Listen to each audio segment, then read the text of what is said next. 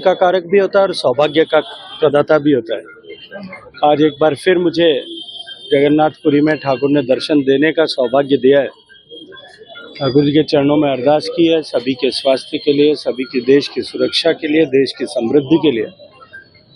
और 2047 तक मोदी जी के नेतृत्व में भारत को विकसित भारत बनाने की इस यात्रा को और अधिक सुगम, सशक्त और तीव्र बनाते हुए तीव्रता प्रदान करना। शाम को भी आप अलीगढ़ में जुड़ जाने वाले हैं। देखिए, भारत का ट्रैवल एंड टूरिज्म का एक बहुत बड़ा इवेंट आयोटा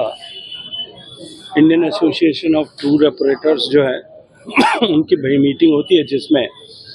देश भर के टूरिज्म सेक्टर के सभी stakeholders, transporters, travel associations, travel जो है टूरिस्ट एसोसिएशंस, इनबाउंड आउटबाउंड, सभी के साथ साथ में विभिन्न सरकारों के प्रतिनिधि वहाँ आते हैं और आने वाले एक साल का पूरा जो है वहाँ स्ट्रेटजीज पर डिस्कशन होता है। एक साल तक टूरिज्म को बढ़ाने के लिए जो इनिशिएटिव्स लिए जाने उस पर चर्चा होती है और एक रोड मैप डिफाइन होता है। मुझे आज उस कार्यक्रम के निमित्त आने का सौभाग्यपूर्ण अवसर मिला है। निश्चित रूप से मैं मानता हूं कि जिस तरह से माननीय मोदी जी के नेतृत्व में भारत की अर्थव्यवस्था तेज गति के साथ में बढ़ रही और भारत के इंफ्रास्ट्रक्चर डेवलपमेंट के साथ भारत को देखने की दृष्टि पूरी दुनिया की बदली है। और क्योंकि पिछले इस 10-11 साल के कालखंड में भारत ने जिस तरह से प्रगति की है, सामान्य मानवीय के जीवन में जिस तरह से सरकार की योजनाओं के चलते हुए परिवर्तन आया, निश्चित रूप से भारत के लोगों का अपनी संस्कृति, अपनी सांस्कृतिक मान्यताओं,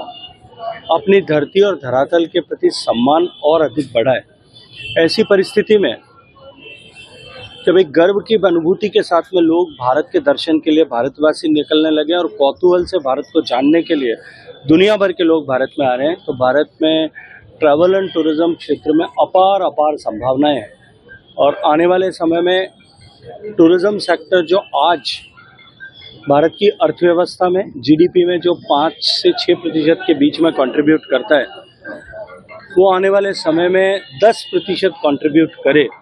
उस लक्ष्य को लेकर के हम मोदी जी के नेतृत्व में काम कर रहे हैं। ठाकुर जी के चरणों में भी यही अरदास है कि हम इस लक्ष्य को प्राप्त करने में सफल हों। जेल में रहता है उनको सस्पेंड किया जा सकता है, तो अगर कोई सत्ता में रहता हुआ उसको कुछ होता है, देखिए, निश्चित रूप से ये शुचिता और पवित्रता लोकतंत्र में कायम होनी ही चाहिए और किसी भी स्तर पर काम करने वाला, कोई भी व्यवस्था में काम करने वाला व्यक्ति जो है उसको इम्यूनिटी न हो, संरक्षण न हो, सभी को समदृष्टि से देखा जाए। इस दृष्टिकोण से माननीय प्रधानमंत्री जी की पहल पर यह बिल लाया गया है और मैं मानता हूं कि ये भारत के लोकतंत्र को और अधिक परिष्कृत करने वाला है।